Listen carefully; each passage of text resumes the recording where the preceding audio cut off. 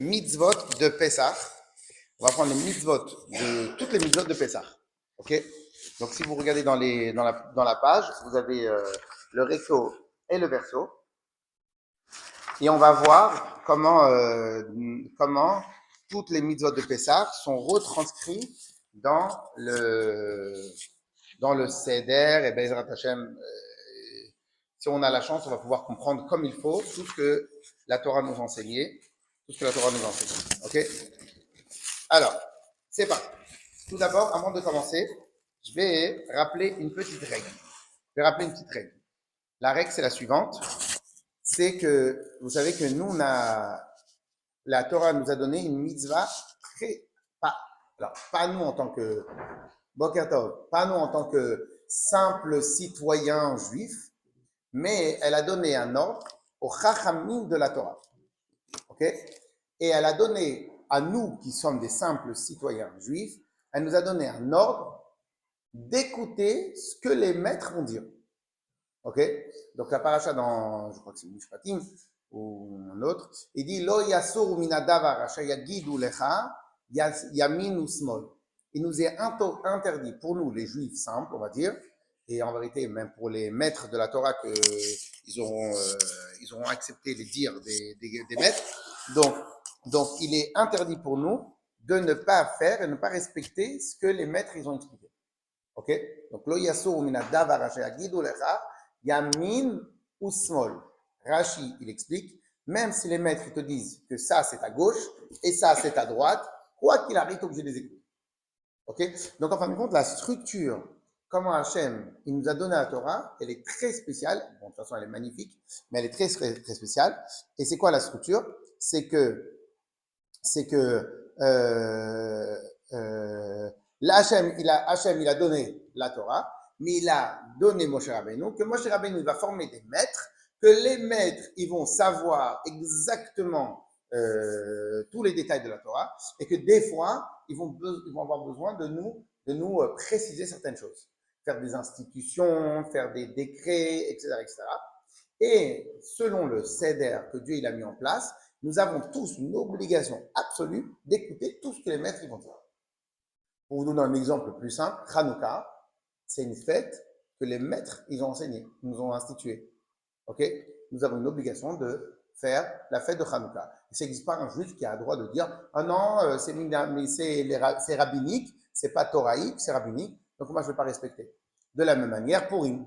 Mais en vérité, il n'y a pas que ça. Il y a plein de choses que les Chachamim, les maîtres, ils nous ont enseigné. Ok. Pour vous donner un autre exemple très connu, ne pas prendre du poulet avec du lait. La Torah nous a dit interdiction de prendre la viande avec du lait. Les Chachamim nous ont ajouté avec le poulet, avec le lait. Ok. Donc en fin de compte, maintenant c'est pas le cours où on va expliquer comment leur forme de décision, comment ils y arrivent à prendre les décisions, mais en tout cas ça c'est la chose. Okay. Alors quel est le job des maîtres de la Torah? Vous allez voir dans quelques secondes, on va passer après ça. Quel est le job des maîtres de la Torah? Alors c'est très intéressant. C'est, écoutez bien, c'est d'extraire la volonté d'Hachem dans la Torah et la transformer en accessible aux humains et pour tous les Israël. Pourquoi? Parce que des fois la Torah, elle est émette,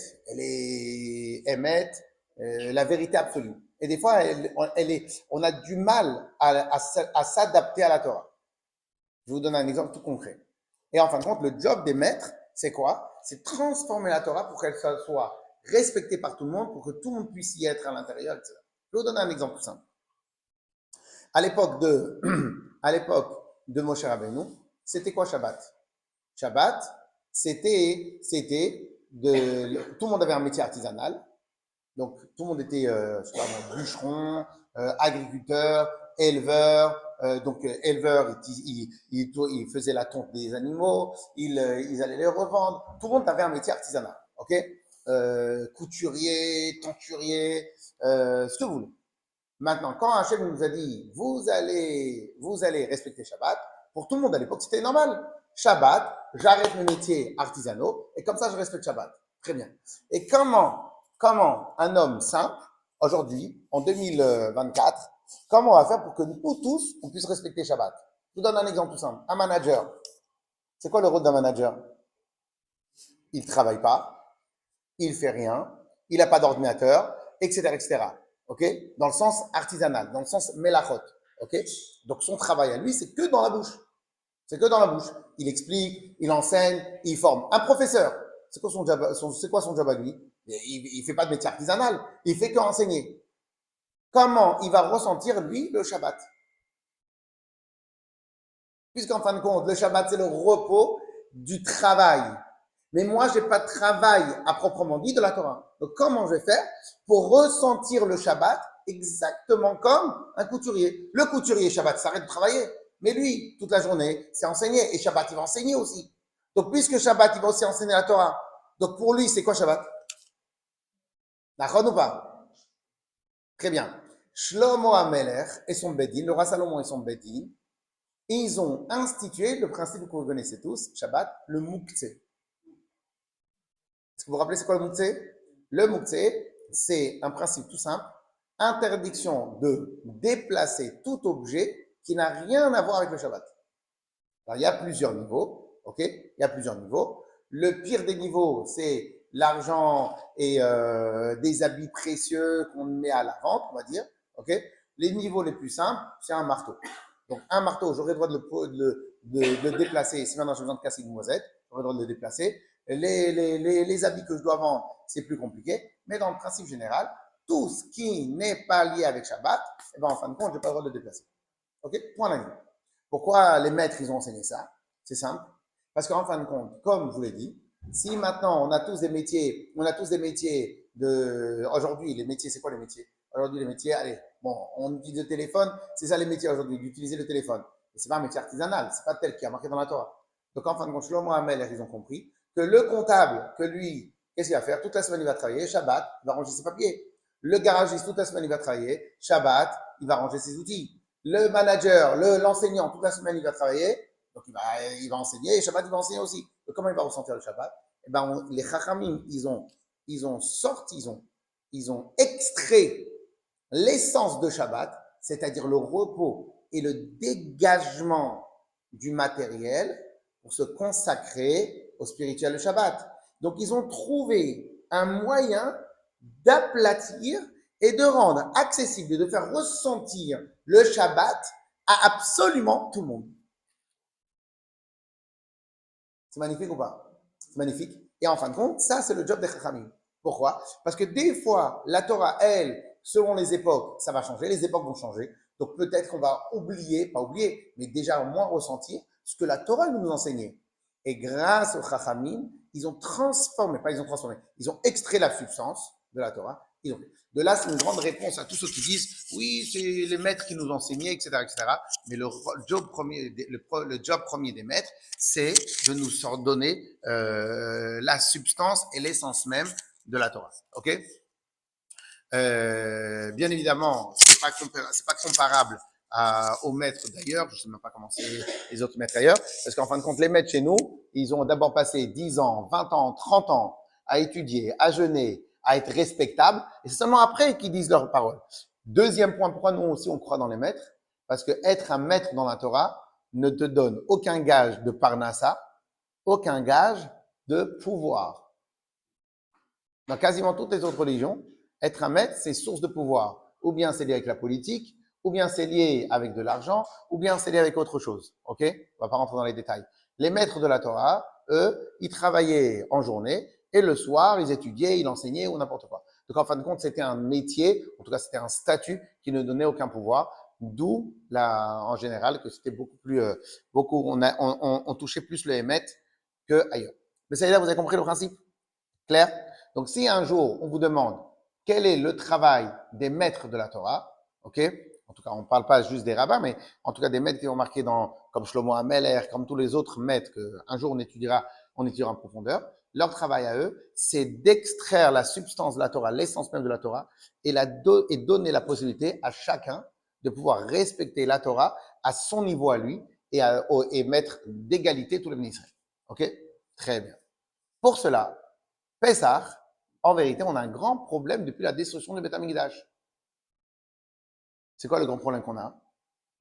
À l'époque du Beth Amikdash, en tout dans Pessah, on a à peu près 21 mitzvot. 21 mitzvot. 21 mitzvot de la Torah. Et sur les 21 mitzvot de la Torah, je vais les compter une bonne fois pour toutes. 1, 2, 3, 4, 5, 6, 7, 8, 9, 10, 11, 12. 12 plus 8, 20. 20 mitzvot. 20 mitzvot de la Torah. Les autres, qui sont en bleu, c'est les mitzvot pour le deuxième Pessah, Pessah Sheni. Donc, on a 20 mitzvot. À l'époque, on avait 20 mitzvot de la Torah pour Pessah.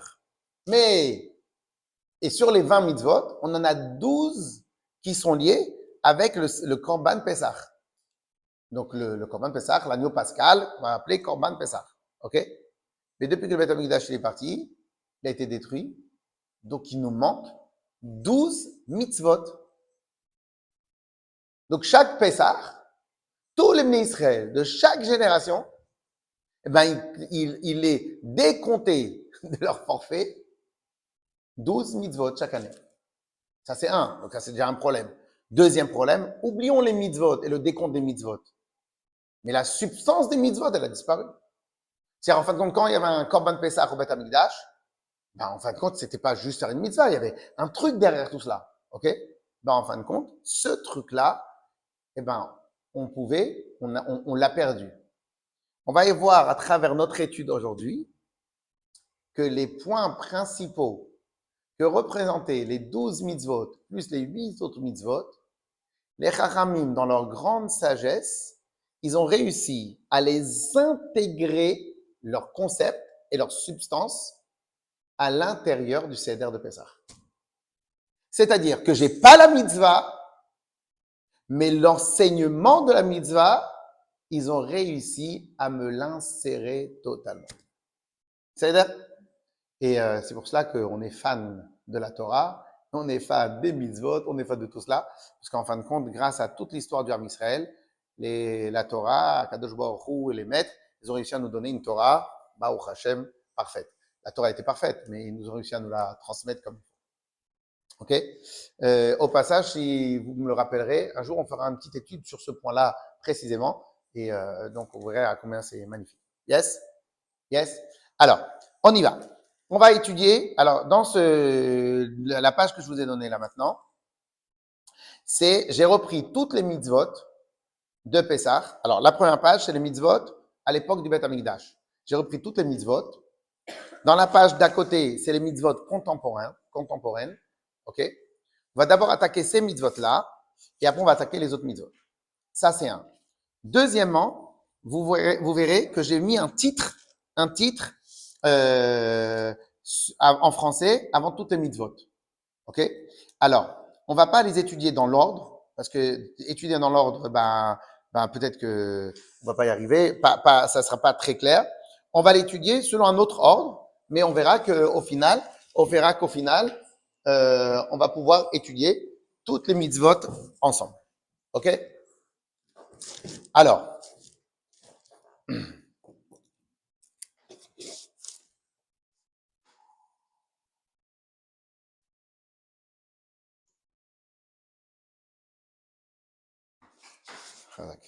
yes? On va commencer tout d'abord par le troisième point, richesse. En vérité, je l'ai pas bien noté. Normalement, il faudrait mettre richesse et liberté. Alors, vous voulez des stylos? Comme ça, si... Khazak. Hein? On a eu un déstockage chez Action. Alors, en vérité, bon, je l'ai noté moi de mon côté. Ça m'énerve, j'ai pas bien... Oui, allez-y, vous le gardez chez vous. Avec plaisir. Alors, à côté. Alors, à côté de les richesses, je l'ai mal traduit, j'aurais dû faire plus attention. À côté de richesse, vous pouvez noter richesse, liberté, et plus loin, les points essentiels à se rappeler, c'est accoudé et verre de vin entier. Alors notez, richesse, liberté, tout est relié. les richesses, mais que vous vous rappelez, richesse, non, en réalité, ce n'est pas tellement richesse, c'est liberté. Richesse, liberté, accoudé et verre de vin entier. Verre de vin entier. Ok. Ouais, j'aurais dû. Bon, on va faire la mise à jour, on va faire la version 3.2. Alors, ok. Alors, le soir du Seder de Pessah, on a, ça je veux vraiment qu'on se concentre parce que c'est, on va dire que c'est quasiment la substance même de la fête de Pessah. Ce qu'on va dire là tout de suite. C'est pour ça qu'on va le faire en premier. On va y passer un peu de temps. Et après, le reste va couler. Là, ce qu'on va dire maintenant, c'est quasiment voilà, la substance, l'idée même de Pessah. C'est le truc de Pessah. C'est quoi? Pessah est appelé Chag HaCherut, la fête de la liberté. Quand on fait dans le Moussaf, on dit Zman Cherutenu. Dans le Kiddush, on va dire Zman Cherutenu. L'époque de notre liberté. Ok? Et après, il y a d'autres points qui sont reliés, mais pour l'instant, on va l'appeler tel que les Chachamim l'ont appelé. Donc, la fête de Pessah représente la fête de la liberté. On étudiera peut-être c'est quoi la notion de la liberté, mais pour l'instant, on va étudier autre chose. Alors, ça veut dire que normalement, la dernière fois, on avait parlé des valeurs dans le cours qu'on a fait jeudi soir. Donc, normalement, chaque Pessah, on doit avoir une remontée d'adrénaline de la notion de la liberté à l'intérieur de nous. C'est-à-dire, Pessah, j'ai un nouveau coup de fouet. Et on nous rappelle, écoutez-moi bien, les Bnei Israël, le peuple juif est un peuple libre, est un peuple qui est sorti en liberté à Pessah, et depuis, personne ne nous a asservi. Personne ne nous asservira. Ah, on a été dans des pays difficiles, très bien, mais nous on est toujours là, Baruch Hashem, Shtabach Shem Olarad, parce qu'Akadosh Baruch Hu nous protège, et cette liberté, cette éternité, on va dire, cette éternité, Manishma, cette éternité-là est une forme de liberté. Parce qu'on n'est pas soumis aux lois de la nature, et en fin de compte, c'est une forme de liberté. Donc là, tout de suite, je ne vais pas trop expliquer la notion de liberté, parce que vous en avez quelques notions, quelques idées, mais je vais juste rappeler que ce soir-là, on doit reprendre un coup d'adrénaline, un coup de remontage de morale, un coup de ce que tu veux. Lorsque tu arrives au soir de Pessah, le matin, tu te lèves, tu dois te sentir une nouvelle personne avec des nouveaux projets, des nouvelles ambitions, tout. Tu dois te rappeler que tu es illimité, tu es nos limites pour toi, tes enfants, ta famille, tout le monde.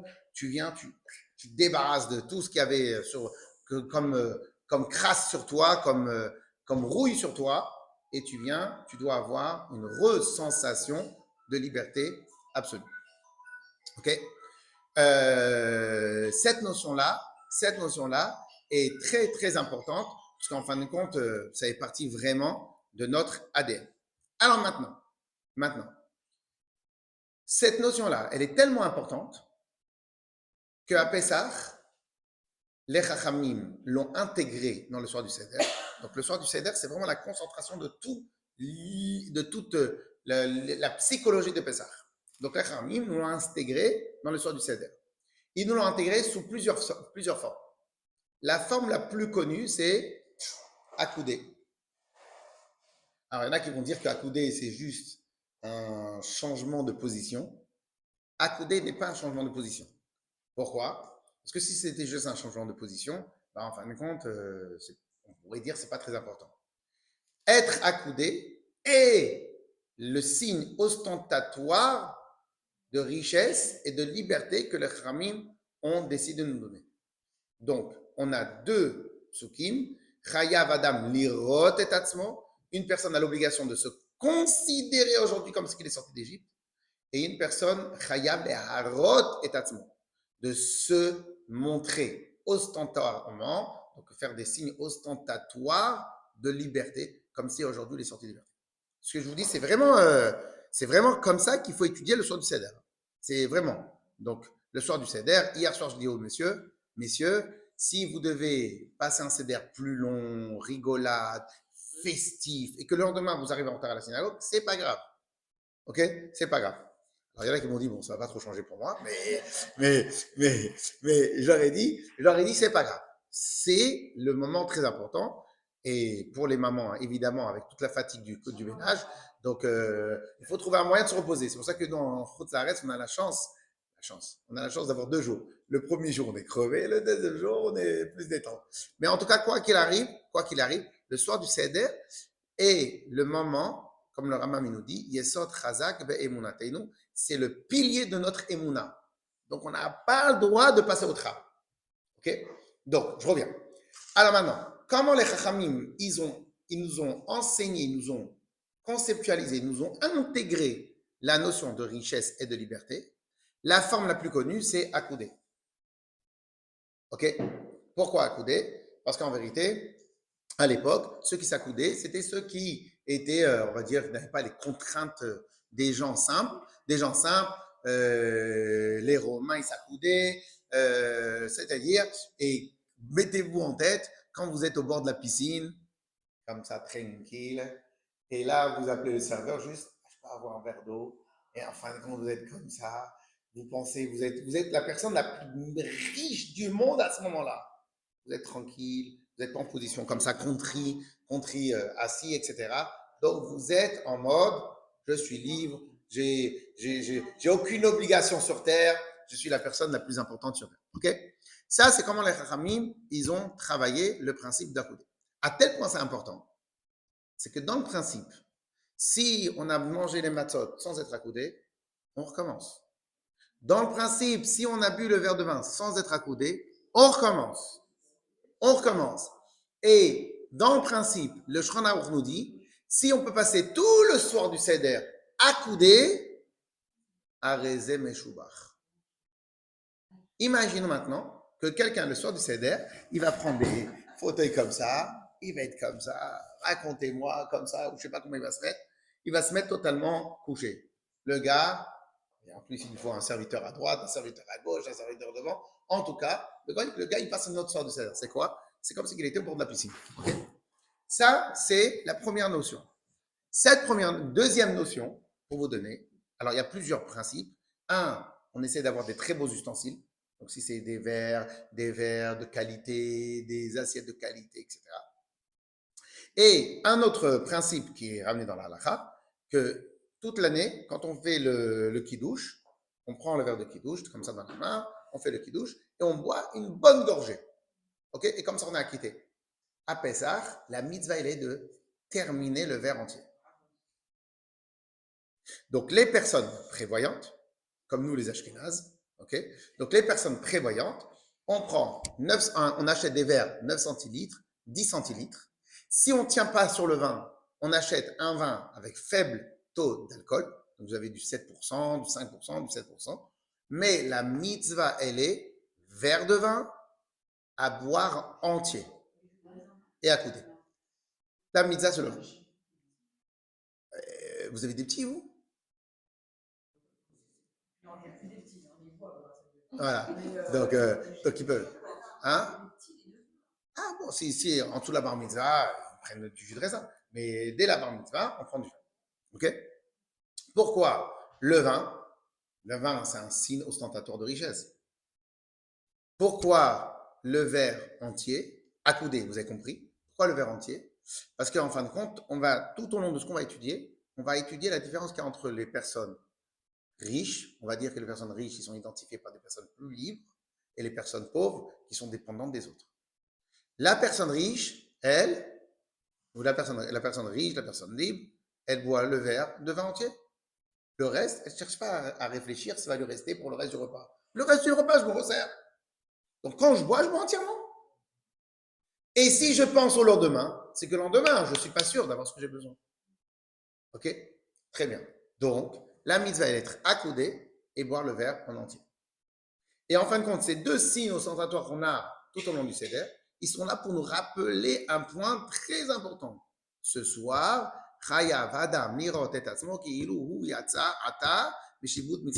une personne doit considérer ce soir comme s'il est libre avec la même sensation que nos ancêtres ont eu quand ils se sont des choses.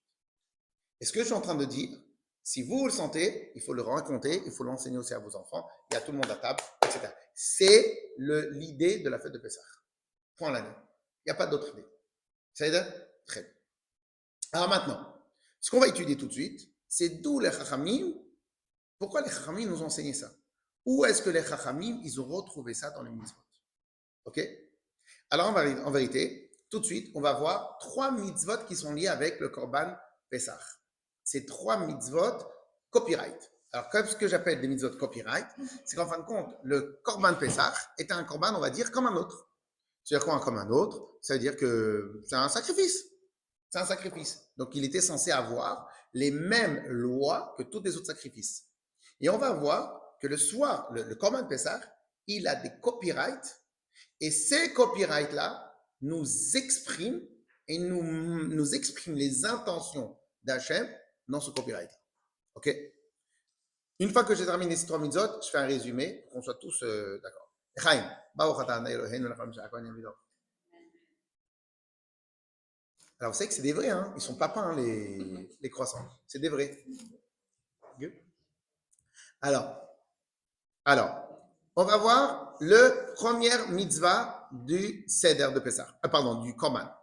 Alors, donc, je rappelle pour nos auditeurs et nos auditrices, c'est que le soir du Seder, on avait à table, donc on était comme ça, on louait un appartement, on louait un grand salon, on ramenait toute la famille, et donc lorsqu'on faisait au Beth Amikdash la fête de Pessah, on avait à côté de nous, on avait 2 sacrifices. Le sacrifice qui s'appelle Korban Chagiga.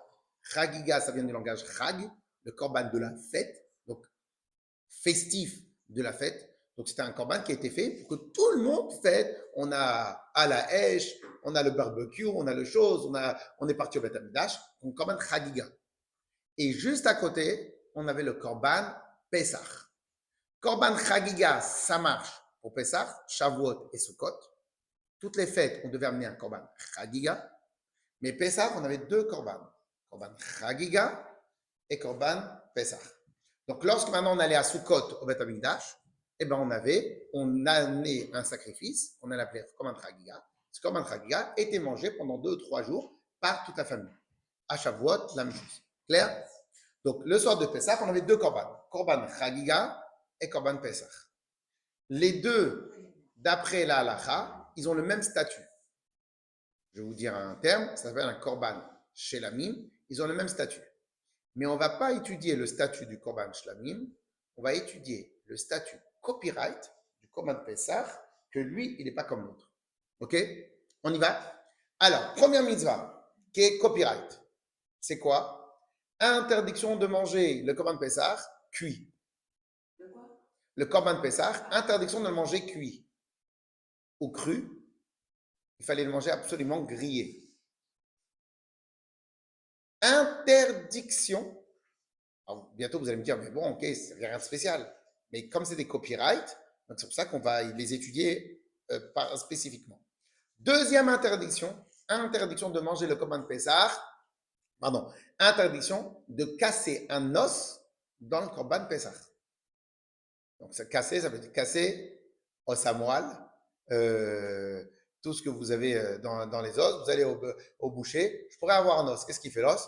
Qu'est-ce qu'il fait le boucher? Il prend la scie,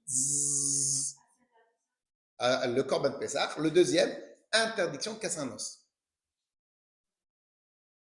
Troisième interdiction, presque la plus bizarre. Tous les autres sacrifices, on avait en général, en moyenne, 2 jours et 1 nuit pour les manger. Donc, je fais le sacrifice lundi matin. Je peux, avec ma famille, le manger tout le lundi. Toute la nuit du lundi au mardi et toute la journée du mardi. J'appelle des amis. Venez, on se donne rendez-vous mardi. On a un sacrifice à manger. Venez, on va chanter pour Akadosh Baruch Hu. Ça fait 4 mois, 5 mois qu'on n'est pas arrivé au Beth Amikdash. Donc, on avait du temps. Le Corban Pessah, on avait 0 temps. On devait le manger. On le sacrifiait en après-midi, mais on le mangeait que le soir du Seder. Le soir du Seder, on va dire que de nos jours, Seder, ça va tomber à 22h30. Ok, bon, alors en Israël, on va dire c'est à 9h. De 9h à 5h du matin. C'est tout. Donc, on avait le temps le plus petit réparti pour le Corban Pessah. Qu'est-ce qu'on faisait du reste? Il fallait se débrouiller pour pas qu'il y ait de reste. S'il y avait du reste, on le jetait. Donc, je répète les copyrights. 1, obligation de le manger grillé, c'est-à-dire grillé à la hache, quoi, en mode grillade, pas cuit. Interdiction de casser un os et le consommer en une seule nuit. Alors maintenant, vous allez voir que ces 3 points-là, juste ces 3 points-là, nous dégagent la notion de la liberté. Pourquoi? On va expliquer. Premier point, pourquoi on met dans une soupe, pourquoi on met des morceaux de poulet? Donc en général, dans la soupe, quand c'est bien mariné, le poulet, on ne le voit plus, et il reste que quelques morceaux. Pourquoi on met du poulet? Pourquoi on met du poulet? Bravo. Pourquoi on met du poulet ou de la viande dans une grande marmite? Pourquoi? Pour avoir du goût. C'est-à-dire que la viande que tu vas utiliser, son but n'est pas que tu te rassasies de la viande. Son but, c'est que tu te rassasies du reste. La viande, elle est là pour te donner un goût dans le reste. Mais toi, ton repas, c'est quoi? C'est le reste, la viande. Donc, on va dire, les pauvres, quand ils mangent de la viande, c'est pour accompagner les pommes de terre. Les riches, ils mangent la viande sans rien d'autre, la viande pour la viande. Puisque la viande est considérée comme un repas de fête, un repas important. Ok? Je ne parle pas pour les véganes, mais considéré comme un repas de fête, un repas important. Donc, lorsque maintenant tu veux manger de la viande pour la viande, la seule manière de manger de la viande pour la viande, mode grillade. Il n'y a que le goût de la viande. Ok? Pourquoi, deuxième mitzvah, pourquoi maintenant on n'a pas le droit de casser un os? Bon, personnellement, je n'ai jamais rien compris. Comment on met des os dans un plat. Alors, j'adore quand tu demandes au boucher un pied. Moi, je dis, un pied, tu mets un pied dans la dafina. Bon, je comprends rien. Mais c'est pas grave. En tout cas, qu'est-ce qu'il fait, le gars? Et maintenant, la preuve, c'est que si maintenant, tu as énormément de viande à manger, tu as une obligation de manger beaucoup de viande, tu vas perdre ton temps sur les os. Si maintenant tu prends une entrecôte, il y a un peu d'os dans l'entrecôte. Ouais, tu prends une entrecôte, une belle entrecôte, mais maintenant tu dois manger 3. Tu vas perdre ton temps à arracher les derniers morceaux de viande de l'entrecôte. Ah, pas trop. Il n'y a pas une côte d'agneau, côte de veau. Tu prends une côte de veau. Est-ce que maintenant dans la côte de veau, tu vas tout faire pour gratter l'os? Si tu as une seule côte de veau qui fait 100 grammes, oui, tu restes sur ta faim. Si tu as 500 grammes, 600 grammes, tu es obligé de manger. Donc, tu vas tout faire pour prendre la viande et le reste, tu vas jeter. Pourquoi? Mais je ne vais pas manger, je ne vais pas me casser la tête sur l'os alors que j'ai de la viande à côté. D'accord ou pas? Mais si maintenant tu as un petit moyen, on t'a donné une petite côte de veau, ok? Et donc, en fin de compte, qu'est-ce qui se passe? Tu as juste un peu de viande à manger. Bah, tu vas terminer le repas sur l'os. Cela veut dire qu'en fin de compte, la Torah nous a dit, messieurs, messieurs, dames, ce soir, on est milliardaires. On est milliardaires. Donc, tu ne peux pas t'arrêter sur les parties non nobles de la viande. Tu es obligé de manger que les parties nobles de la bête. Et donc, tu n'as pas le droit de toucher un os. Troisième mitzvah, interdiction, on a un temps extrêmement petit pour manger le Korban Pessah. C'est quoi ce temps-là? Une seule nuit. Pourquoi? Les pauvres, ils gardent pour le lendemain. Les riches mangent maintenant. Ce que j'ai pas, je jette. Ce que j'ai pas terminé de manger, je jette. Je ne garde pas pour le lendemain. Clair? Donc, à partir de là, les Chamis ont compris que dans le Korban Pessah, il y a un message très spécial. C'est quoi? Tellement c'est Chag HaCherut, la fête de la liberté, Zman Cherutenu, qu'en fin de compte, on doit s'appliquer les modes de pensée et de réflexion des riches. Fun? Yes? Yes? Très, très, très important. OK.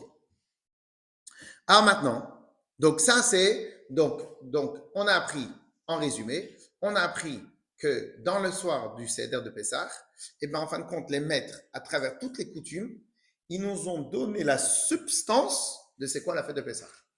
Donc, on a commencé la première partie de cette substance-là. C'est quoi? C'est l'état de liberté, l'état de richesse, qui se traduit ostentatoirement par le fait d'être accoudé, de se sentir libre, le vin et le verre de vin en entier. Yes? Yes? C'est bon? Très bien. Une deuxième mitzvah que, en général, j'ai toujours la même réponse. Bien que tout le monde répond faux, mais tout le monde donne la même réponse. Est-ce qu'il est permis de recevoir un non-juif à sa table Shabbat? Shabbat? Shabbat, oui, Shabbat. ça. Shabbat. Shabbat, on a droit. Est-ce qu'on a droit à Rosh Hashanah? Oui. Rosh Hashanah, oui. Est-ce qu'on a droit dans tous les autres fêtes? Oui, on a droit. Si maintenant je vous demande, est-ce qu'on a droit à Pessah de recevoir un non-juif à table? Alors, en général, tout le monde me répond d'un seul coup de cœur, non! Très bien. De nos jours, il n'y a pas de problème. Je ne vous demande pas de changer votre minag, il n'y a pas d'obligation. Je dis, il n'y a pas de problème. Mais d'où provient dans votre tête cet interdit? D'où provient dans votre tête cet interdit? Alors, en vérité, il provient de l'interdit même dans le Korban Pessah. On avait 3 autres copyrights à Pessah, qui étaient interdiction de qu'un juif converti, ça c'est à partir intimité du peuple juif avec Hachem. Interdiction pour un juif converti dans une autre religion, bien qu'on connaît la halakha qu'un juif ne peut pas se convertir dans une autre religion, mais en tout cas il a montré qu'il avait un problème avec la Torah et les mitzvot. Donc un juif converti à une autre religion, pas droit de manger le Korban Pessah.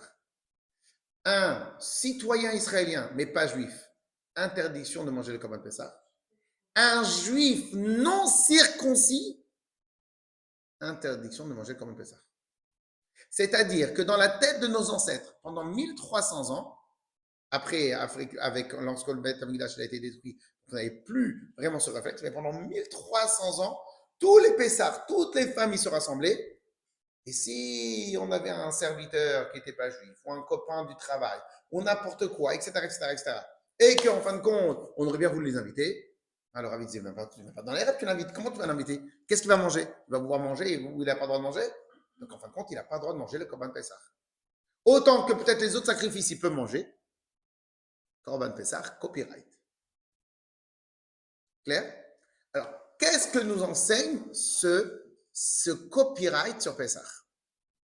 Alors là, vous allez avoir une autre notion, une autre valeur de la fête de Pessah qui est très importante. Si on a le temps, ben on va la travailler plus largement à la fin. C'est quoi la valeur? On va apprendre une autre règle. Je pense que ce cours, il faudra peut-être le réviser surtout parce qu'il y a plein d'informations. Donc, on va apprendre une autre règle. C'est quoi? Rosh Hashanah, le premier Tishri. On a 4 Rosh Hashanah. On va parler des 2. On a Rosh Hashanah de Pessah. On a un Rosh Hashanah Tishri. Le Rosh Hashanah que nous connaissons tous, c'est le Rosh Hashanah de Tishri. On sonne le shofar. Le Rosh Hashanah de Tishri, c'est l'anniversaire de la création de l'univers. Rosh Hashanah de Pessah, c'est l'anniversaire de la création du Ham Israël. Rien à voir.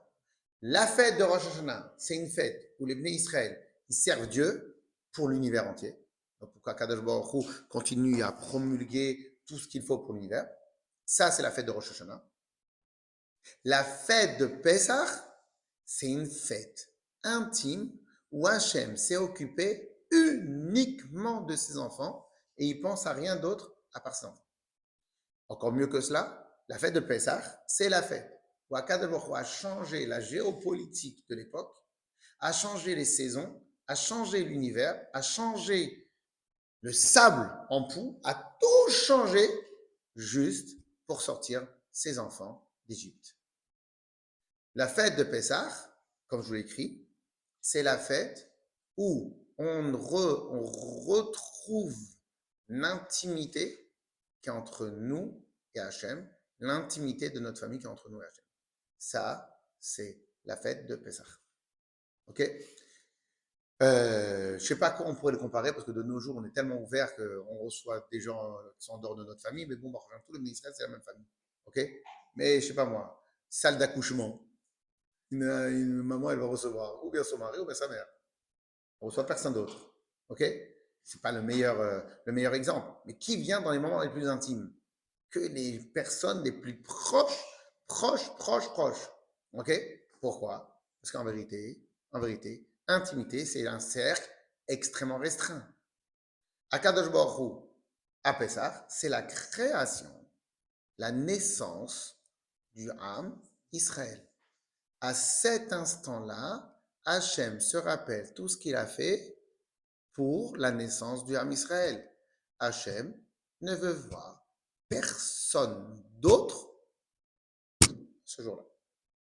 Il veut voir que lui et ses enfants. Personne d'autre. Tout celui qui a un bug avec ça, il ne peut pas rentrer. Alors, de nos jours, on considère comme totalement nul un Dieu préserve un juif qui se convertit dans une autre religion, parce que c'est surtout parce qu'il n'a aucune connaissance. Mais là, la Torah nous dit, un juif qui s'est converti à notre religion ou qui renie la Torah, interdiction de manger le Korban Pessah. Un juif, un citoyen d'Israël qui n'est pas juif, interdiction de manger le Korban Pessah. Et un juif qui ne s'est pas circoncis, interdiction de manger le Korban Pessah. Mais pourquoi il ne s'est pas circoncis? S'il ne s'est pas circoncis, c'est parce que s'il n'a pas fait la Brit Mila, parce qu'il a un problème avec sa relation avec Hachem. Ses parents, ils ont un problème avec Hachem. Mais lui, à partir de 13 ans, il peut se circoncire. Donc pourquoi il ne l'a pas fait? Parce qu'il a un problème dans sa relation avec Dieu, avec son appartenance au peuple d'Hachem. Mais d'accord ou pas? Donc il ne peut pas manger le Korban Pessah. De nos jours, bien évidemment, ça n'a pas lieu tout ça. Mais de là, qu'est-ce qu'on a dit au début? Le job des Chachamim, c'est d'extraire la substance de la fête. Donc, dans notre cas, nous, à l'époque, c'était qu'un non-juif ne pouvait pas être à la table de Shabbat. De là est passé que dans la conscience de tout l'âme Israël, c'est une fête intime à nous. On va parler d'Hachem, on va raconter les miracles, on va raconter comment Akadosh Baruch Hu s'est occupé de chacun de nous, on va raconter comment nous, le peuple juif, on est libre, etc., etc. Là, on va parler que des juifs. On ne va pas parler du monde, on ne va pas parler de l'univers, on ne va pas parler des saisons, on va parler que du peuple juif. On va parler que d'Hachem, le peuple juif, comme Hachem il aime le peuple juif. C'est ça, la fête. Ok? Donc, deuxième notion, deuxième valeur très importante qu'on va essayer de transmettre le soir du Seder, c'est quoi? Mes chers enfants, on va essayer de méditer, de réfléchir à combien le peuple juif est unique et intime et connecté avec Akadosh Baruch Hu. Voilà le deuxième point en substance du soir de Seder. Tous ces points-là sont reliés, on va essayer de le relier après. Ok? Mais tous ces points-là sont liés. Mais en tout cas, si éventuellement on pouvait trouver un moyen, comment transmettre cet amour-là qu'Akadosh Baruch Hu a pour le Ham Israël, de si particulier à nos enfants, le soir du Seder, jackpot. Ok? Ah, mais mes enfants, ils savent qu'Hachem, il nous aime. Très bien, tu remets une couche. Combien de fois tu leur demandes, dis, je t'aime à maman? Tu lui dis comme ça, tu remets plusieurs fois la couche. Je t'aime. Et lui, il dit, maman, je t'aime. Non, t'es pas sorti d'un truc. Dis-moi, maman, je t'aime, etc. Combien de fois tu le demandes? Tu le demandes 200 000 fois. Et quand il t'a fait 200 000 et pas 200 000 une fois, tu dis, ah, il m'a manqué quelque chose aujourd'hui. Ça ne te dérange pas de rajouter. Ça ne te dérange pas de remettre des couches. Et m'appelle ça, tous les ans, on remet une couche d'amour et d'intimité, de proximité, de rapprochement et d'exclusivité entre nous et Akadosh Baruch Hu. Yes? Yes? Très bien. Il n'y a pas de questions, ça me fait peur, mais c'est bon, tout le monde est d'accord. Ok? Alors, maintenant qu'on a fait le troisième point et le cinquième point, alors, le reste maintenant, ça sera essentiellement des points techniques et spécifiques à Pessah.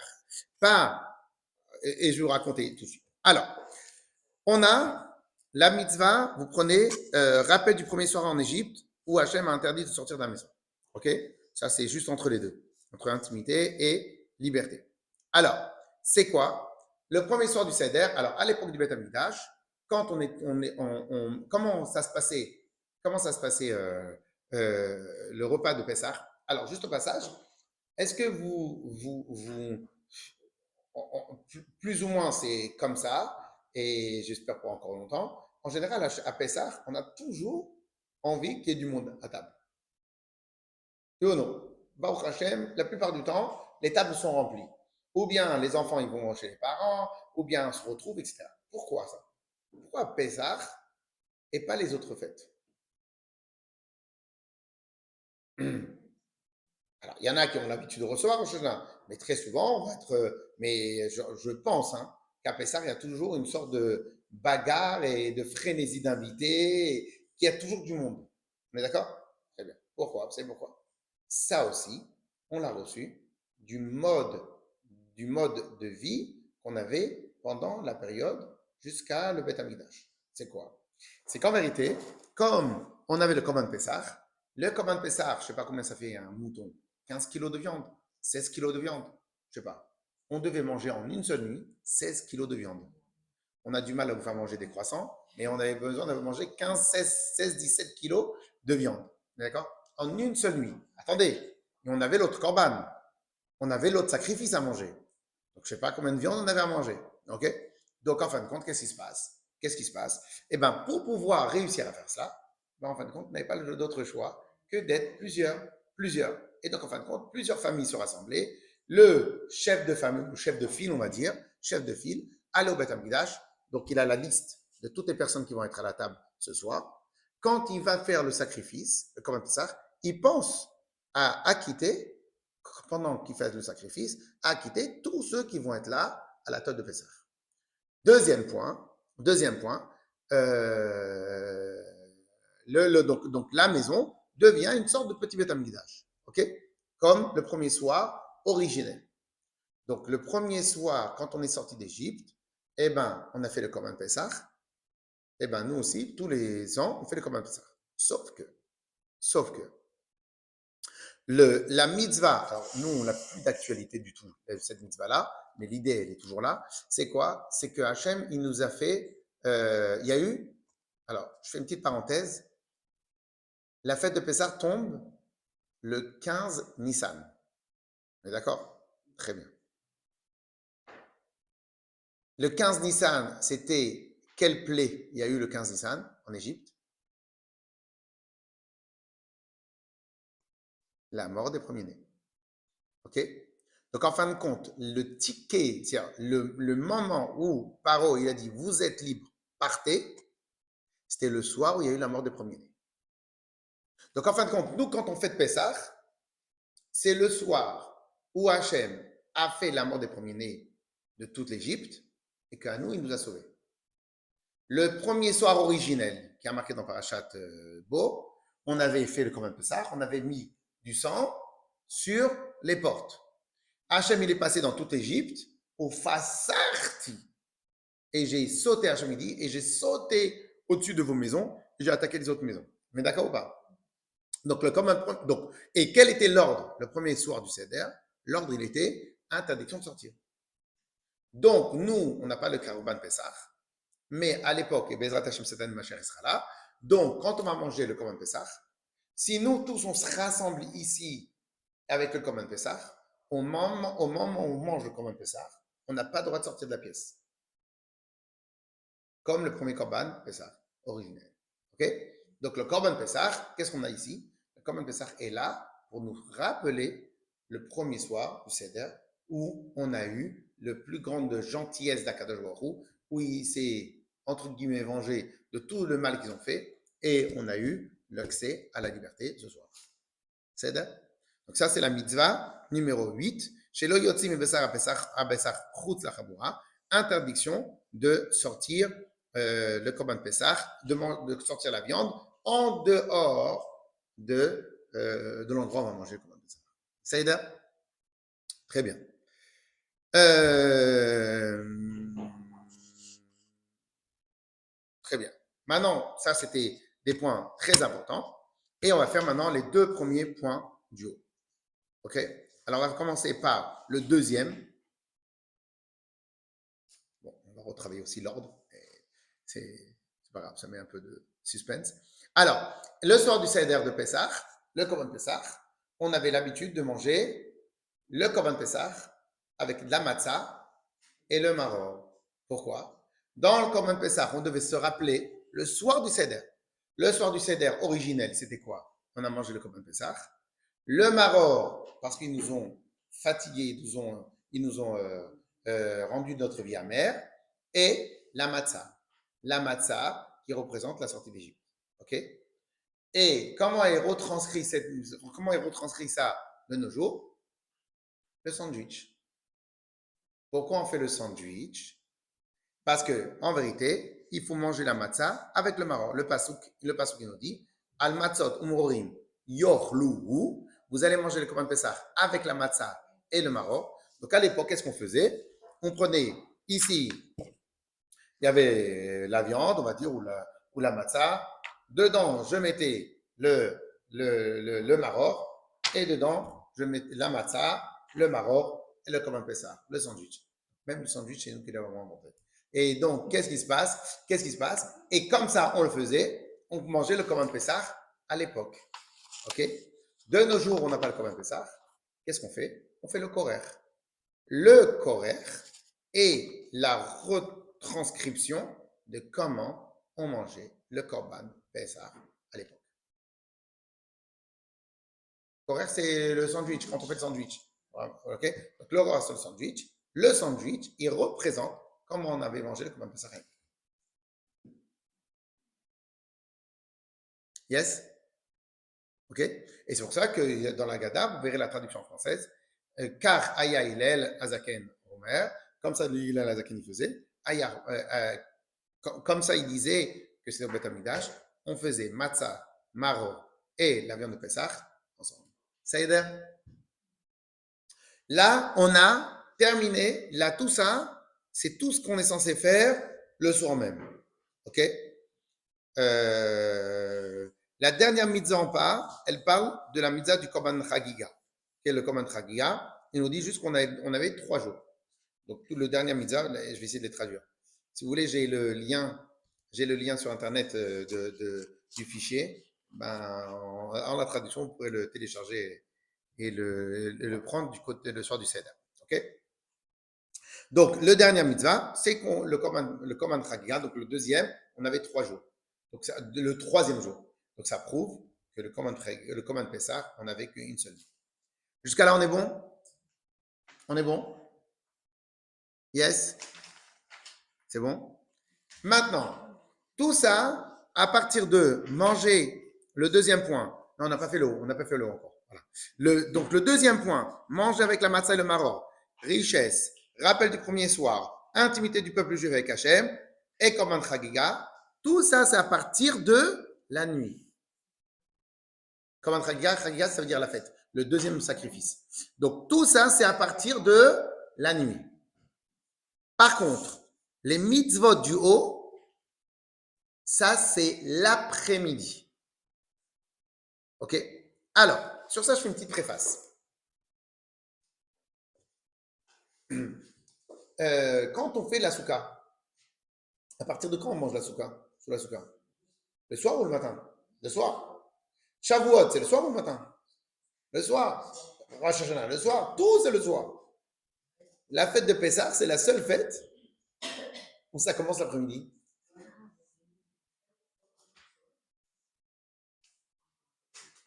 Oui ou non? Madame Esther, pourquoi? Tout le monde est en angoisse, il faut nous mettre dans le bain et tout. Ouais, ça c'est toujours exprès. Toujours. Alors, donc, vous avez un peu raison, mais la fête elle-même, c'est pas la fête. Pas la fête. Là, une partie de ce qui nous est interdit pendant le soir du Seder, pendant le Pessah, il nous est interdit aussi l'après-midi. Depuis quand on fait depuis quand, et pire, depuis quand on commence une fête au milieu de la journée? Ça n'existe pas. Encore un autre copyright. Encore un autre copyright de Pessah. Bravo. Réponse. Réponse. Parce qu'en vérité, le Corban de Pessah, en vérité, pourquoi? Parce que le Corban de Pessah était un sacrifice. Mais le problème, c'est quoi? Déjà, on ne peut pas tout faire le sacrifice en même temps. Et de plus, on devait ramener le sacrifice à la maison. Donc, on commençait à faire le sacrifice du Corban Pessah à partir de la mi-journée. Ok? À Chatzot de la mi-journée. Donc, Chatzot de nos jours, je crois que c'est à 13h, 13h30. Donc, à partir de Chatzot de la mi-journée, on allait tous au Beth Amikdash et on faisait tous le Corban Pessah. On est d'accord? Très bien. Alors maintenant, on a un problème. C'est quoi? C'est que de manière générale, la Torah, elle veut pas elle veut qu'on soit cohérent. Ok? C'est-à-dire quoi cohérent? Tu vas au Beth Amikdash pour emmener le Corban Pessah. Donc Pessah, ça veut dire Pessah. Et à la maison, tu manges le sandwich. Ça passe pas. Ok? Qu'est-ce que la Torah nous a dit? Ar beyom harishon, tashbitu seor mi be'atechem. Le 14, tu vas déjà commencer à détruire le chametz. Et c'est quoi? Lo tishachet al chametz, dam zifri. Tu ne dois pas avoir du chametz quand tu fais le Corban Pessah. Pourquoi? C'est pas logique. C'est pas logique. C'est pas logique que pendant que tu es en train de faire le Corban Pessah, tu as du chametz à la maison. Donc, la Torah nous a rajouté une mitzvah. Au moment où tu dois faire le Corban Pessah, tu dois te débrouiller pour qu'il n'y ait plus de chametz à la maison. Ok? Donc, en fin de compte, on a, concernant le chametz, c'est ce qu'on va voir dans l'autre page, concernant le chametz, on a deux étapes. Deux étapes et deux états. C'est quoi? On a l'interdiction du chametz de l'après-midi. On a l'interdiction du chametz à partir du soir. Le chametz à partir du soir est lié avec la fête. Le chametz de l'après-midi est lié avec le sacrifice. Donc, c'est deux raisons en substance différentes. Deux interdits différents. Deux interdits différents. Magnifique, parfaite, merci Hachem. Baruch Hachem, que Dieu nous donne la force de toujours ressentir tout ça. Et donc, en fin de compte, on a deux étapes dans la fête de Pessah. Deux étapes dans l'interdiction du chametz. Il y a l'interdiction du chametz de l'après-midi, l'interdiction du chametz le soir. Quelle est la différence entre les deux? C'est simple. Celui qui mange du chametz l'après-midi, il reçoit des coups, on va dire. C'est pas des coups avec un truc en cuir, etc. Des coups. Il reçoit des coups. Par contre, celui qui mange le soir, c'est quoi la punition? Retranchement du peuple. C'est-à-dire la pire punition qui existe dans l'armée Israël. Pire encore que la mort. Pourquoi? Retranchement du peuple, Hachem il dit, allô, toi je te connais plus. J'efface ton numéro. Toi je te connais plus. On peut faire tchouva, plein de choses, mais ça c'est l'idée. Ok? Comment c'est possible que pour la même interdiction, j'ai deux punitions différentes? Parce que c'est pas la même interdiction. L'interdiction du chametz l'après-midi est liée avec la technicité du sacrifice. L'interdiction du chametz le soir est liée avec la fête. Donc l'un, c'est l'essence même de la fête. L'autre, c'est une côté technique que Hachem a rajouté. Tu ne peux pas faire le korban, alors tu as du chametz à la maison. Deux raisons différentes, donc deux punitions différentes. Yes? La vérité, c'est pas mal ce qu'on apprend ici. On apprend vraiment. non, mais parce que vous rigolez, mais parce que moi, je pense que c'est bien de comprendre le vrai sens et la vraie essence et la vraie raison d'être des mitzvot. Je sais pas qu'est-ce que je vais raconter l'année prochaine, parce qu'on a touché. On trouvera. Alors, hein? C'est important tout ça. En fin de compte, tout ça est lié. En fin de compte, c'est la substance de la fête. Yes? Yes? Oui. C'est quoi la signification Alors, la traduction de charoset, je ne sais pas. Traduction de charoset. Alors, traduction de charoset, je n'ai pas. Mais vous connaissez le but de la Charoset.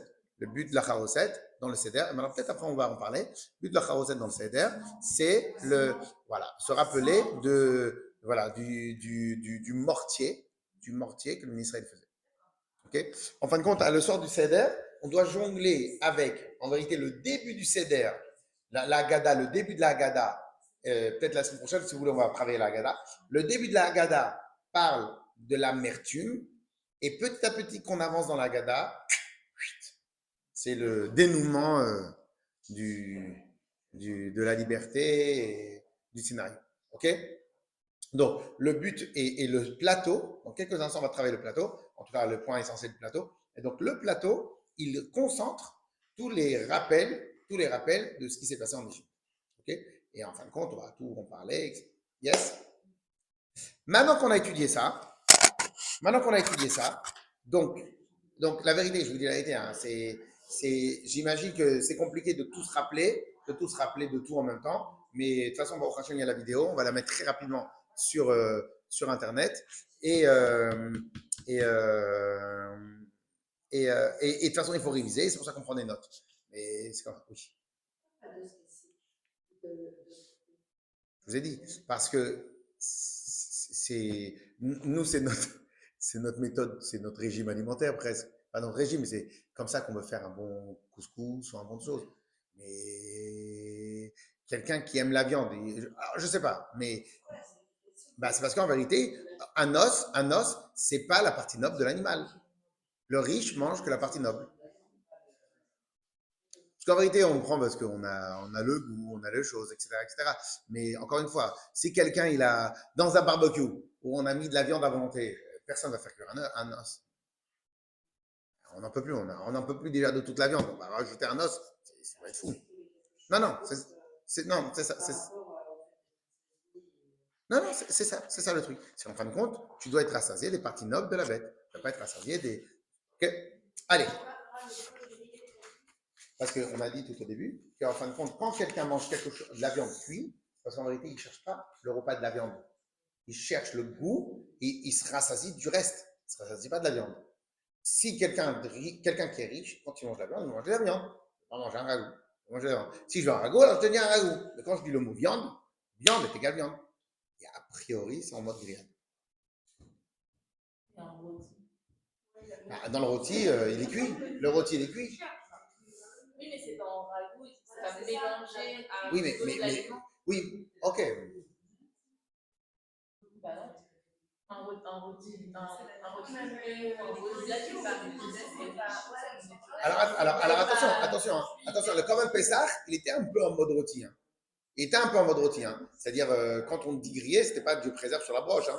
C'est pas ça. Il y avait une sorte comme ça. Mais après, je ne m'y connais pas trop. Je sais pas comment c'est pas un rôti, mais un rôti, il est préparé. Non?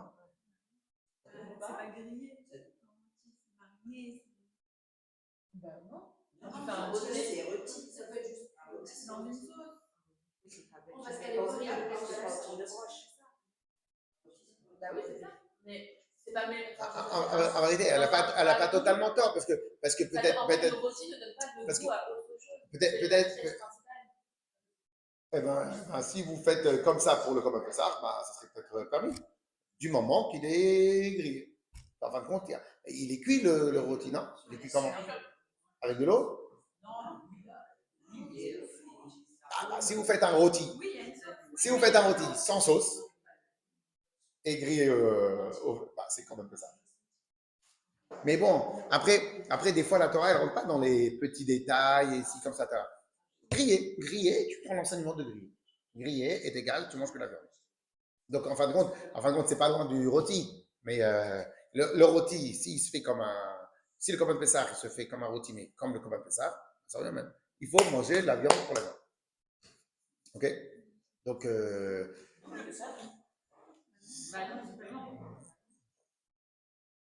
non. On peut rien faire de griller le C'est-à-dire? Dans le principe, on a le droit. Hein. À Yom Tov, on a le droit.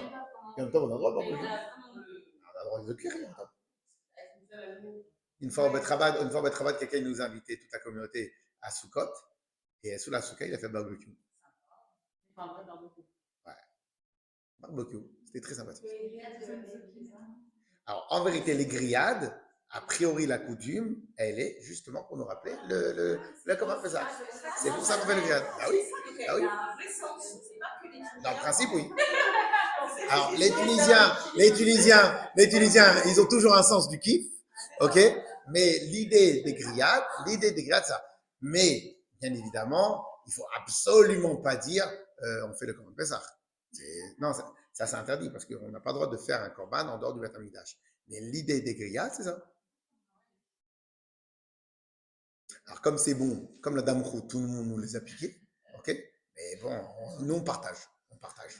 On est des gens qui partagent. Saïder? Alors, l'œuf dur, on va le passer quand on va expliquer un peu le Seder dans quelques minutes, ok? On passe l'autre page. Alors, je suis désolé, j'aurais dû y penser à mieux traduire. Désolé, ok? Alors, on passe à l'autre page. Là, maintenant, l'autre page.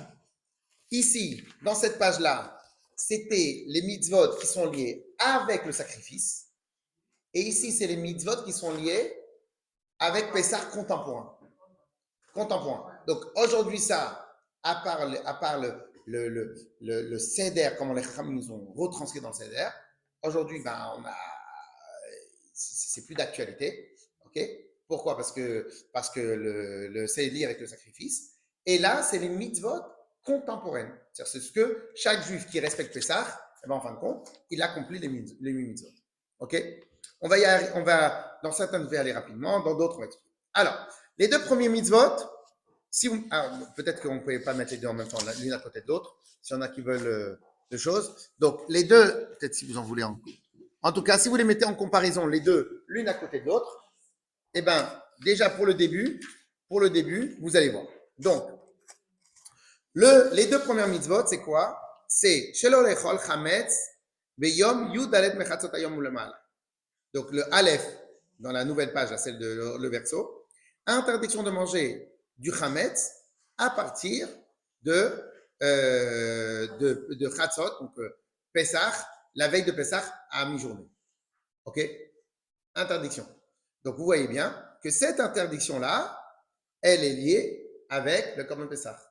Donc, je ne dirais pas c'est le binôme, parce que ce n'est pas le binôme, mais c'est ensemble, ça fait partie des choses. Comme je n'avais pas le droit de faire le Corban Pessah avec du Chametz, donc, de nos jours, interdiction de manger du Chametz. Parce que c'est logique, puisque tu as pas du Chametz à la maison. Donc, je t'encercle l'interdiction du Chametz.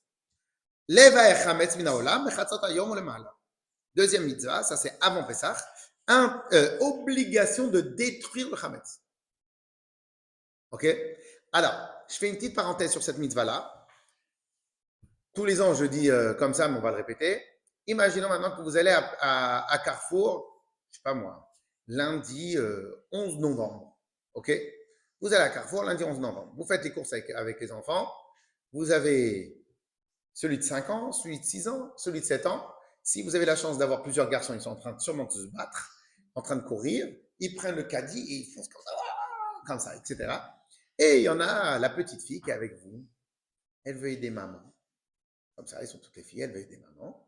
Et elle vient, elle va faire les courses avec maman. Donc maman, elle fait les courses et elle prend les trucs qu'elle voit à portée de main. Et elle voit un truc, une boîte de conserve, cassoulet, je préserve ce qu'il y a dedans. Ok? Et elle vient, elle est toute contente, elle vient, elle fait les courses avec maman. Et elle met dans le caddie. Vous avez passé comme ça, parce que les enfants, ils me rendent fou. Et vous avez passé comme ça toutes les affaires dans le truc. Et vous arrivez, vous mettez les affaires dans l'armoire. Qu'est-ce qui se passe? Et là, vous tombez sur cassoulet, truc pur beurre avec le jaune. Option numéro 1, vous jetez la box de cassoulet par la fenêtre. Option numéro 2, vous jetez les enfants. Alors, option numéro 3, vous attendez la semaine d'après, quand vous retournez à Carrefour, pour en le manger. Ou bien on donne à quelqu'un. Réponse, halakha. Vous mettez le cassoulet tout en haut, et la semaine d'après, vous allez rendre à Carrefour. Non. Dans le principe, aucune obligation de détruire, rien du tout. À Pessah, on a une obligation de détruire le Chametz. bien sûr, celui qui n'a pas été vendu, etc. Obligation de détruire le Hametz. Alors, je m'arrête sur cette halakha-là. Pourquoi Pessah, on a une obligation de détruire le Hametz et pas une autre fête? Alors, et c'est de cette interdiction-là que découle l'abdikat Hametz. Donc, pourquoi on a cette interdiction-là? Pour une raison toute simple.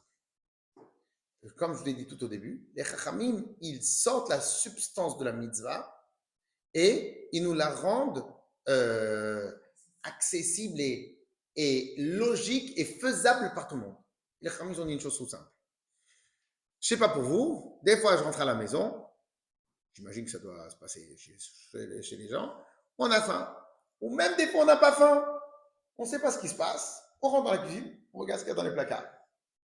Et s'il y a un truc qui est ouvert comme ça et que personne ne va nous regarder si on a à manger, qu'est-ce qu'il y a? On mange, oui ou non?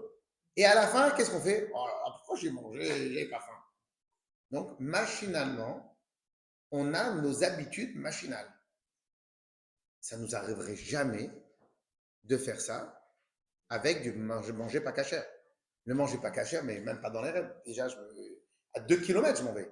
Ou pas. Pourquoi? Parce qu'en fin de compte, tant que c'est cachère, j'ai mes habitudes. Les Chachamim et la Torah, et donc les Chachamim, ils ont sorti la substance de cette mitzvah-là.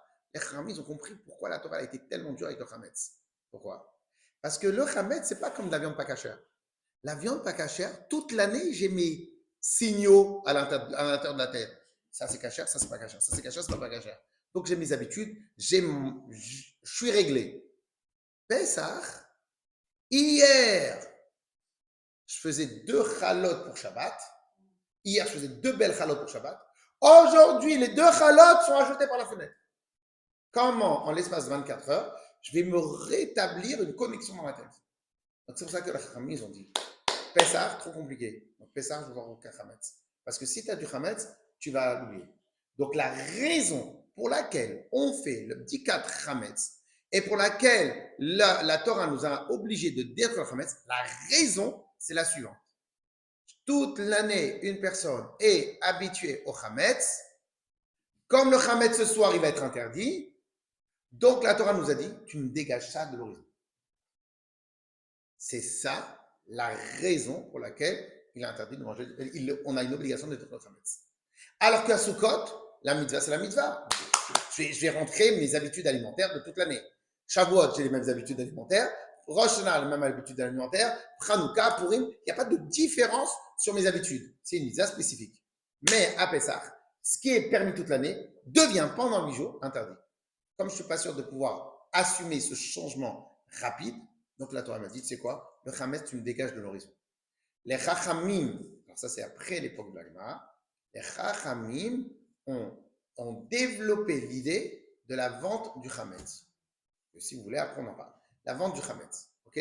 Mais la vente du Chametz, c'est-à-dire que le Chametz ne m'appartient plus. Donc il n'est plus à moi. Mais tout le Chametz qui est à moi, j'ai une obligation de dire. Yes? Ça, c'est 2 premières mitzvot à partir avant Pessah. Donc, avant Pessah. La 3, la 4, la 5 et la 6.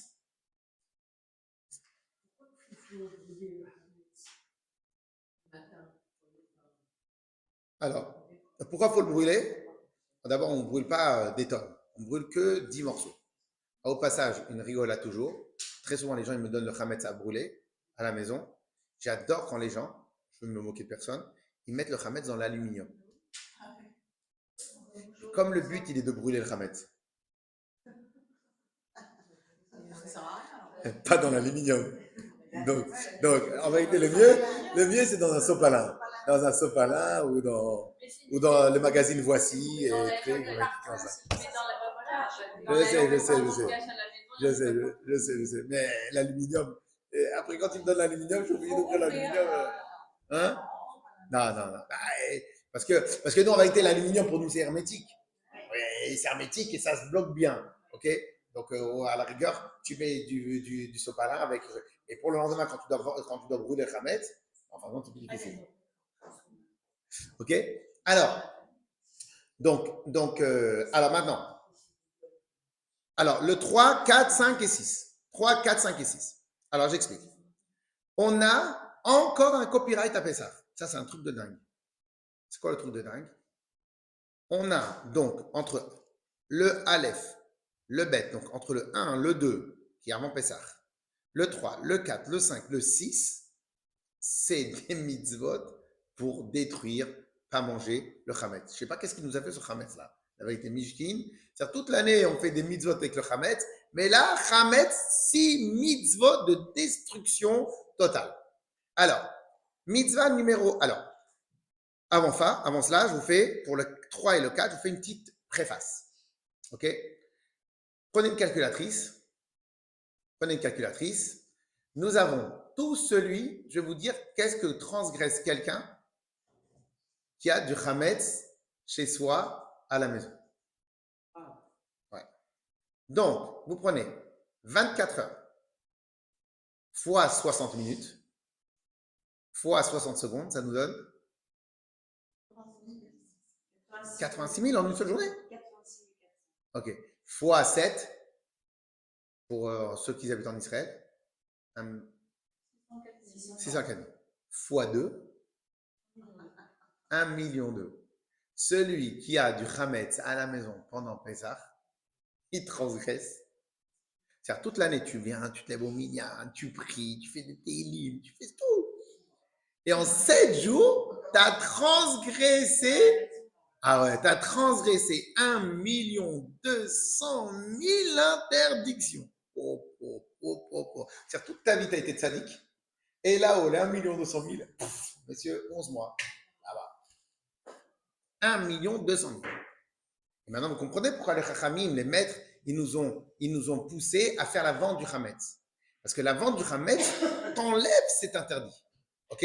Mais celui qui a du Hametz à la maison, de manière volontaire, bien sûr, hein, pas de manière involontaire, de manière volontaire, celui qui a du Hametz à la maison, eh bien, en fin de compte, il transgresse au fin de Pessah 1,2 million interdits. Pourquoi? Pourquoi je dis 1,2 million et pourquoi pas que 600 000?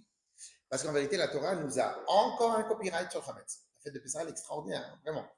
Un copyright, c'est quoi? Elle nous a interdit de voir son propre Hametz et elle interdit de trouver son propre Hametz à la maison. C'est-à-dire, elle nous a mis une interdiction double sur le même interdit. C'est-à-dire, le cassoulet, je n'ai pas d'interdit de posséder le cassoulet. C'est juste l'interdiction de manger. En plus de l'interdiction de manger du Hametz, interdiction de posséder du Hametz. Et sous 2 formes différentes. Ce qui nous fait 2 interdictions. Chaque instant. En vérité, non, je me suis trompé. Il faut rajouter encore 600 000. Ouais. Parce qu'en fin de compte, chaque instant, tu as l'obligation de détruire. Non. 1,8 million. On était à 1,2 million. 1,2 million. Donc encore. Et tu transgresses chaque instant que tu détruis pas le Hametz, tu laisses passer la mitzvah de détruire le Hametz. Va en vacances, c'est mieux. Va en vacances, c'est mieux. Clair ou pas? Donc qu'est-ce qui se passe? Ça, c'est juste pour la possession de Hametz. Interdiction de voir, interdiction de trouver et obligation de détruire. Ces 3 mitzvot, c'est chaque instant. OK? Maintenant, donc, pour cela, on a compris pourquoi on fait 10 Hametz. Donc, les Chachamim nous ont demandé de vérifier, de détruire. Pourquoi on fait le bitoul? On annule le Hametz, pour que le Hametz ne nous appartient plus. Et pourquoi on fait la vente du Hametz? Pour vraiment que j'ai 0 Hametz à la maison. OK? Mais vous avez bien vu ce copyright qui est lié avec le Hametz. Donc, première mitzvah, Gimel. Interdiction, shelo yirae Hametz bechol shiva. Interdiction de voir son propre Hametz. Dalet, shelo yimatze Hametz kol shiva. Interdiction de trouver son propre Hametz pendant 7 jours. Très bien. La 5e, elle est plus classique. Interdiction de manger du Hametz. OK? Bon, ça, c'est normal. Puisqu'on nous interdit le Hametz, donc c'est interdiction de manger le Hametz. Donc, celui-là, encore, c'est pas copyright, c'est copyright au Hametz. Mais le dernier copyright de la saison, c'est quoi? Le 6. Alors là, un autre copyright. Écoutez bien. Dans toute la Torah entière, l'interdit et son mélange, c'est la même chose. C'est-à-dire, si j'ai de la viande pas cachère et je le mélange dans une soupe, je n'ai pas le droit de manger la soupe. Ça découle de la logique. La Torah Pessah, elle a rajouté un interdit spécifique au mélange. Toute l'année entière, tout mélange qui est fait avec du pas cachère, c'est normal que ce soit pas cachère. Donc, je n'ai pas besoin que la Torah me l'enseigne. C'est de la logique pure. Pessah, on a un copyright. Qu'elle nous a rajouté une interdiction sur le mélange. C'est un copyright double, parce qu'en général, la Torah, elle n'est pas dans la négociation. C'est pas le mélange. C'est ou blanc ou noir. Chametz, interdit, point la ligne. La Torah, elle est venue, elle a dérivé un peu de son chemin habituel. Elle a rentré des sous-paramètres dans l'interdiction. Ce qui n'existe nulle part. Elle a dit, pas seulement le chametz, je t'interdis, mais même un mélange de chametz, je t'interdis. Alors, c'est un mélange spécifique avec une certaine quantité, etc. etc. Mais c'est-à-dire que si maintenant le chametz, j'ai 30 grammes de chametz dans 230 grammes de manger, l'interdiction de manger la partie des 130 grammes, etc., l'interdiction est une interdiction de la Torah qui découle directement de la Torah. Dans le reste des interdits, ça découle de la logique. Pour Pessah, c'est un ordre émanant directement d'Hachem. Clair? Donc, on a le dernier copyright sur Pessah et le Chametz. Donc, Bezrat Hashem, si la semaine prochaine on attend, on va essayer de répondre à la question. Mais qu'est-ce qui nous... Il veut quoi? Je ne peux pas répondre. S'il me demande un numéro, vous l'avez sûrement sur l'iPad, sur mon iPad, autre chose. Vous avez sûrement... Ce qu'il me demande comme numéro, vous l'avez sûrement déjà. Okay? Donc,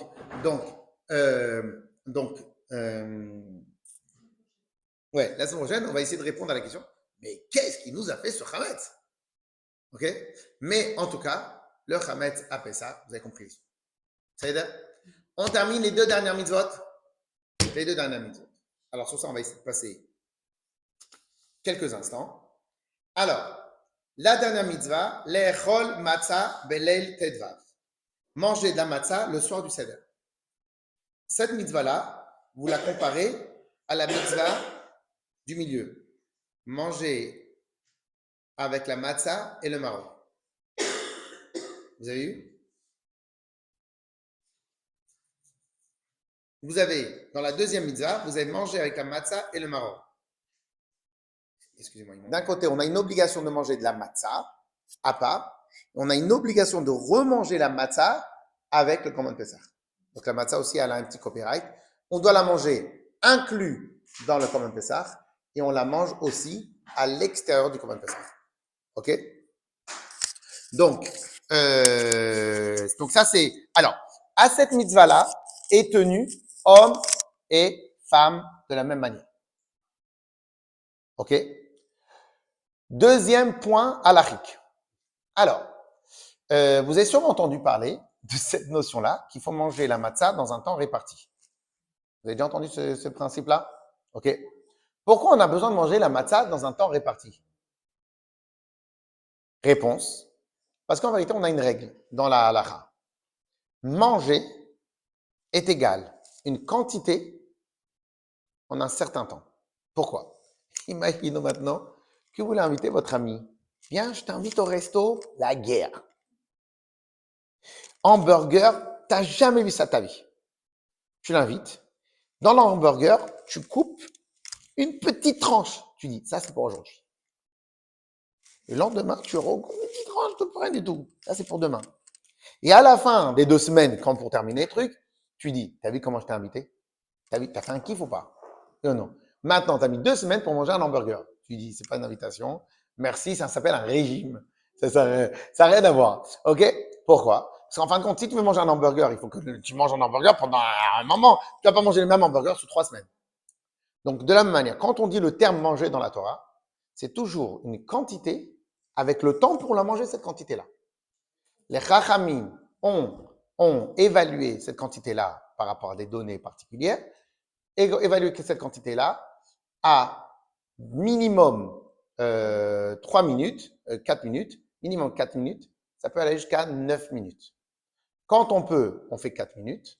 Quand on est plus fatigué, ou etc., en fin de compte, ça peut aller jusqu'à 9 minutes. OK?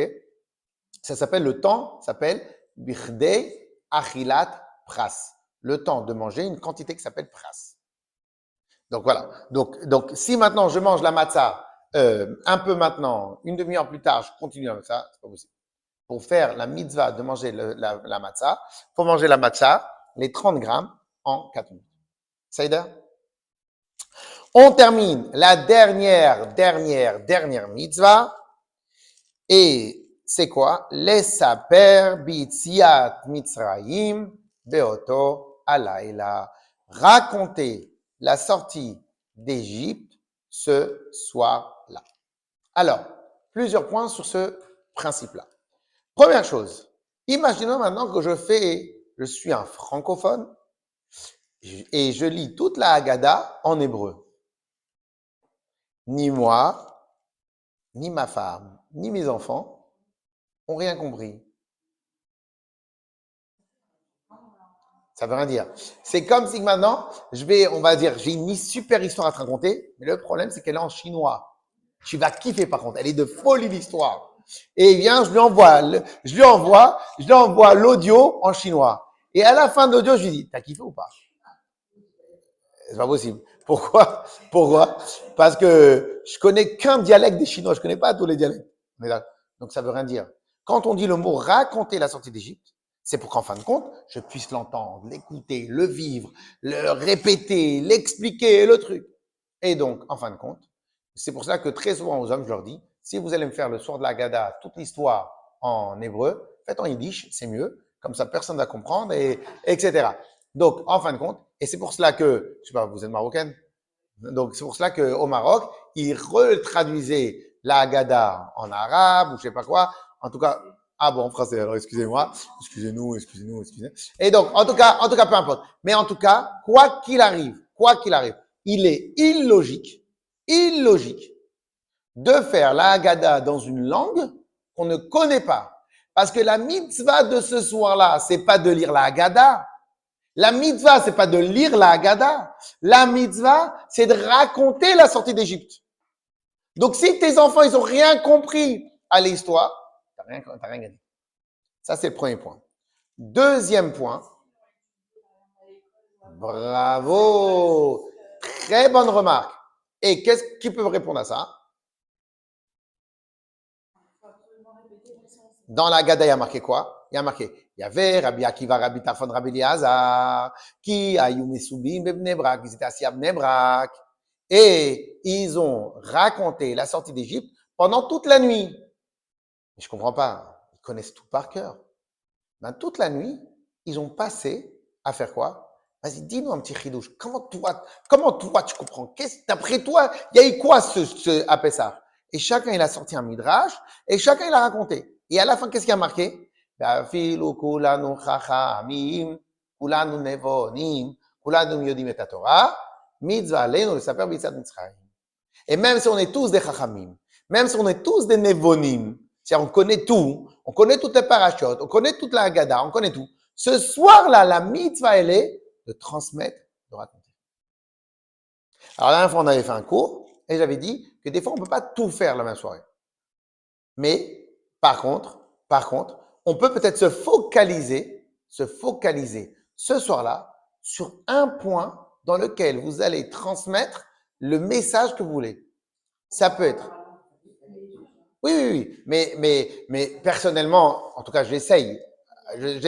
Mais quand je suis avec les enfants, j'essaye j'en rajoute quoi. On en rajoute. Et si maintenant vous avez un enfant qui est petit, un enfant qui est grand, etc., eh ben, tu leur poses des questions, tu leur demandes de participer. Et c'est Pessah, c'est vraiment the fête. Alors, je sais pas si vous vous rappelez, mais avant nos grands-parents, ils avaient le magnétoscope pendant la fête de Pessah. Où ils avaient, chez nous les Algériens, il y avait le magnétophone, est-ce que vous voulez? Alors d'un côté, c'est sûr que c'est interdit, la question elle se pose même pas. Mais pourquoi on mettait le magnétophone? C'est-à-dire n'importe quel juif, il avait en tête qu'il fallait raconter notre histoire. C'est-à-dire même si on le faisait mal, mais tout le monde sait que ce soir du Seder, alors plus on avance dans la Torah, plus on avance dans la religion, plus on avance dans les connaissances, ben tout ça c'est pour faire quoi? Tout ça c'est pour faire quoi? C'est pour que ce soir-là, on transmette les valeurs. Alors, je termine 2 points, après je vous libère. Perso, si on avait 2 valeurs essentielles, alors il y en a 1000 des valeurs à transmettre, ok? Mais si on avait des valeurs essentielles, ok? Eh ben, pourquoi pas s'arrêter sur la valeur de la liberté? C'est quoi pour vous les enfants, la liberté? C'est quoi pour vous la famille? C'est quoi la liberté? Vous avez 2 heures, ok? Alors, c'est quoi pour vous la liberté? Qu'est-ce que ça veut dire être libre? C'est quoi pour vous être libre? C'est quoi pour vous être libre? Ça veut dire quoi libre? Ça veut dire quoi être libre? Donc, question. Donc, si vous avez la réponse, peut-être parce qu'on va en parler la semaine prochaine. Donc, si vous avez la réponse, vous la donnez. Mais vous leur laissez parler, vous leur laissez réfléchir. Libre, c'est être riche. En quoi être riche et être libre? Est-ce que être riche et libre, des fois des riches qui sont moins libres que les autres? C'est-à-dire quoi être libre réellement? Ça, c'est un. Et vous pouvez parler, etc. Et si Bezrat Hashem, on va bien incorporer la réponse la semaine prochaine, eh ben, et deuxième chose que la semaine prochaine, on va en parler. Donc, la semaine prochaine, on a quelques notions qu'on va travailler pour faire ça, le soir du Seder. Et deuxième chose que vous pouvez énormément parler, comment vous considérez votre relation entre vous et Hachem? Qu'est-ce qu'on a de particulier, nous, le peuple juif? Vas-y, racontez-moi. Pour vous, c'est quoi? Pour vous, c'est quoi? Vous imaginez qu'un jour, j'étais dans une soirée de Bilada, ok? Le papa de l'enfant, il a ramené des gens qui étudiaient dans un endroit de Torah, mais qui n'avaient étudié pas Chassidut. Et on a parlé du peuple juif. Alors, ce que je vais vous dire, ça va avoir l'air aberrant, parce que bon, franchement, on est souvent ensemble, on fait beaucoup de cours ensemble, ok? Il m'a sorti, mais les Juifs, c'est comme les autres, sauf qu'on a la Torah. Ah, voilà, j'étais énervé. Donc, les Juifs, c'est comme les autres, sauf que nous, on a la Torah. Alors là, je lui dis, mais alors là, t'as rien compris à l'histoire. T'as rien compris à l'histoire. Donc, en fin de compte, c'est une notion que des fois, on la travaille pas. C'est quoi être juif? C'est quoi nous? C'est quoi? Qu'est-ce qu'on a de particulier? C'est quoi notre relation avec Hachem? Qu'est-ce que, alors, ou bien vous avez la réponse, ou bien on peut la travailler avec les enfants, ou bien on peut la travailler ailleurs. OK? Mais quoi qu'il arrive, on a bien vu qu'un des points spéciaux de la fête de Pessah, en tout cas des points qui ressortent de tout ce qu'on a étudié, puisqu'ils sont liés directement avec les Corban Pessah, on a ou bien la notion de la liberté et de la richesse, la notion d'intimité, ou bien on peut même aussi parler, vas-y, d'après toi, comment on était angoissé le premier soir du Seder? On voit des cris de partout. Tu entends des cris de partout. Toi, t'es pas un peu angoissé? Donc, est-ce que ce soir-là, tu aurais eu le bitachon, la confiance en Dieu? Ou en fin de compte, tu n'aurais pas eu la confiance? Qu'est-ce que ça signifie pour toi? Donc, en fin de compte, ce soir-là, l'hypothèse, ça serait et c'est pour ça que c'est pas grave si le lendemain on arrive tard en la synagogue, c'est pas grave, c'est pas la fin du monde. Ce soir, tu as le droit, demain matin, tu as le droit d'arriver tard à la synagogue. Et les autres jours, non. OK? Mais ce soir-là, qu'est-ce qu'il y a de si particulier? Qu'est-ce qu'il y a de si particulier? OK? Mais Seider, bon, on a fait pas mal. Chazak ou Baruch.